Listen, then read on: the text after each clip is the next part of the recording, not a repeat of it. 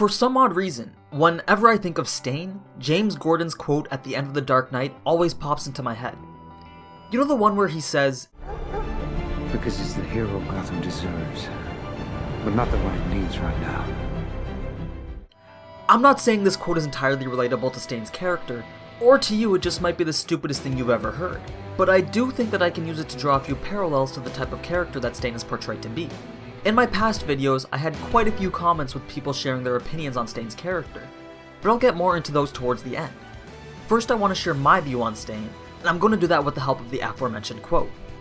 For those of you that don't understand the meaning of it, allow me to enlighten you. In the most general sense, he's the hero Gotham deserves means that Gotham should have someone who's willing to fight against the corruption and crime within the city.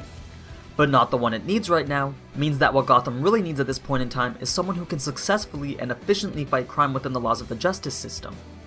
In the case of The Dark Knight, the hero Gotham deserves was Batman, and the hero Gotham needed was Harvey Dent pre-Two-Face.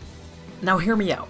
What if, in some twisted sense, Stain was the hero that the world of My Hero Academia actually deserves, but the one it needs is All Might? And before I go deeper into this concept, I know some of you are already triggered by me referring to Stain as a hero, but as I said in the title, I personally don't know what to call Stain. Villain, vigilante, hero, or anti-hero, all I know is that there is some just in his actions. But I'll get more into that later. So just for the sake of argument with the quote, I'm gonna keep the term hero. So back to my point of Stain being that person that they deserve. In the My Hero Academia universe, the concept of a hero is different from the typical scenario that we've seen before in Western culture.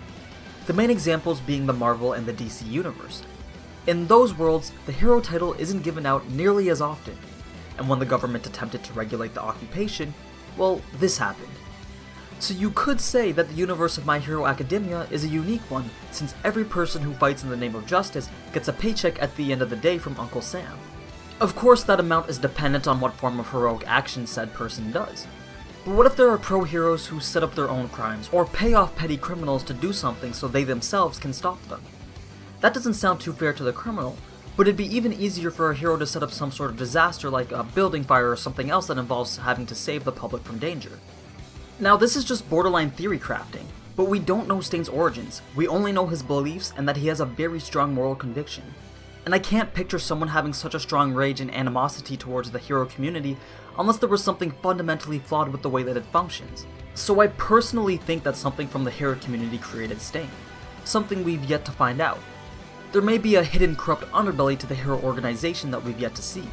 I mean, think about it this way. Not everyone has Deku or All Might's sense of justice and morality. Not everyone wants to be a hero to save people. Here's the number one example.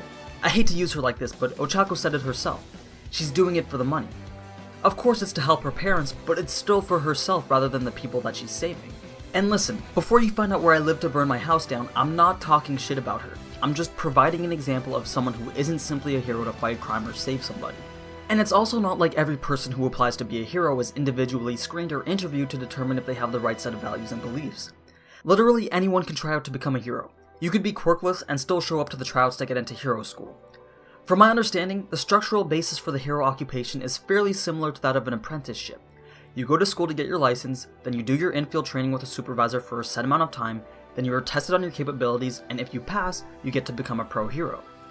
So it seems to me, if you have a decent enough quirk, you can become a pro hero. Then you just gotta find someone to hire you, and the cash starts coming in. This may seem like a whole lot of bullshit to you, but once cash is involved with any sort of thing, there are people who will take advantage of it to make an easier buck.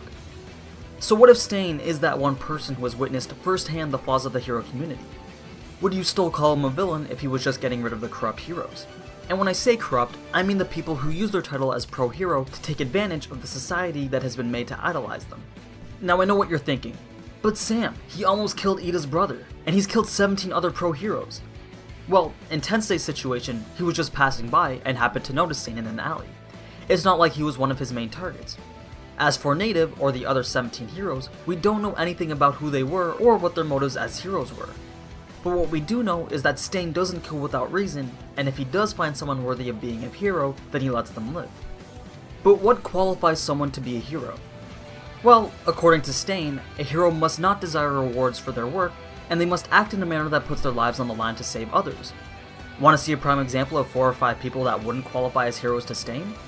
Remember this scene here with the sludge villain attacking Bakugo? There were so many pro heroes on this scene, yet none of them would do anything because they deemed their quirk unsuitable for combat against their enemy. They all kept saying, we gotta wait for someone with a better quirk to come by and they'll save the day. We do see Death Arms charge in to try, but that wasn't even part of the manga. And he quickly gives up anyway and stands by idly until the only person with enough courage to act also happened to be the weakest person there. Now I'm sure each of these heroes are fine saving people in any other situation, but what if there's a time when they feel their quirk isn't best suited for combat and they're the only ones around? Will they just run away and wait for somebody else? Or will they act and risk it all to save the one in need? In Stain's eyes, there can never be this type of hesitation for action in a hero. And if someone's job is to save people for a living, and they get to choose whether they want to act or not, I can sort of see why Stain does what he does. Which is why in order to teach the world what it means to be a hero again, he is the person that they deserve. But All Might is the one that they need because he's the shining example of what it truly means to be a hero. So no, I wouldn't call Stain a villain, but I wouldn't call him a hero or a vigilante either. The title best suited for him is anti-hero. He's that person who may seem as if he works solely for the side of evil, but if you look deeper at what he's trying to accomplish, you can see that he does have some hidden skewed sense of justice. The best example of a character that relates to him is the Punisher, except instead of hunting villains, he hunts heroes unworthy of the title. Sure, he may go too far in killing them or permanently injuring them, but as I said before, we don't know if those pro-heroes were actually heroes at all. But of course, this is all just my opinion, and I encourage you guys to share yours in the comments below. When I made the anti-manga video on Stain a couple of weeks ago, I had quite a few people share their opinions there as well. One of the most popular opinions came from Serious Business. The comment is about how Stain was more of an anti-villain. His principles and goals are heroic, but the means in which he attempts to achieve them are incredibly despicable. I think he just mixed up the title of anti-villain and anti-hero, but it's pretty much the same train of thought that I had. Then we had Ray Hines respond by saying Stain's ideals were not heroic, and I like what they added at the end saying that Stain can be heroic but his ideals are not. Like a robber can rob a bank and then give money to the homeless. What they did was heroic, but the way that they did it was wrong. And finally, my favorite one comes from Monkey Ass. and he says, I think Stain is half villain and half hero, Stain is badass. If you guys have your own thoughts on Stain, then share them in the comments and start up a discussion. Just remember not to get too triggered over anything. But as always, thanks for watching, and if you enjoyed this type of anime content, then you already know what to do. So until next time, ciao!